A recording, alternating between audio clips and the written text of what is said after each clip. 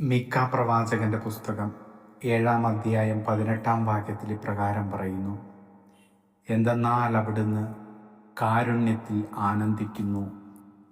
സ്നേഹമുള്ള പൊന്നുതമ്പുരാനെ, അങ്ങയുടെ കരുണ ഈ ദേവാലയത്തിൽ നിന്നും മരണമടഞ്ഞ് ശുദ്ധീകരണ സ്ഥലത്തായിരിക്കുന്ന സകല ആത്മാക്കളുടെ മേലും ഉണ്ടാകണമേ എന്ന് പ്രാർത്ഥിക്കുന്നു. പരിശുദ്ധവും പരിപാവനവുമായ ഈ ദേവാലയത്തിലൂടെ സഞ്ചരിച്ച അവരുടെ പാദങ്ങളെ നിത്യപ്രകാശത്തിൽ സഞ്ചരിക്കുവാനിടയാക്കണമേ.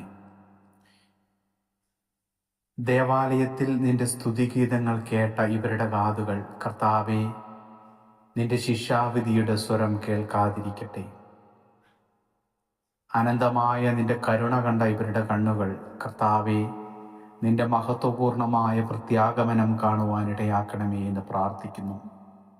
ഈ ദേവാലയത്തിൽ നിന്നും മരണമടഞ്ഞ് ശുദ്ധീകരണ സ്ഥലത്തായിരിക്കുന്ന സകല ആത്മാക്കളെയും, ഇവിടെ ശുശ്രൂഷ ചെയ്ത് കടന്നുപോയ വൈദികരുടെയും സിസ്റ്റേഴ്സിൻ്റെയും ആത്മാക്കളെയും കർത്താവേ, നിന്റെ കരുണയ്ക്ക് വേണ്ടി അങ്ങയുടെ സന്നിധിയിലേക്ക് സമർപ്പിക്കുന്നു. നിരവധിയായ അവരുടെ പാവങ്ങളുടെ നിന്ന് മുഖം മറയ്ക്കണമേ എന്ന് അങ്ങയോട് പ്രാർത്ഥിക്കുന്നു.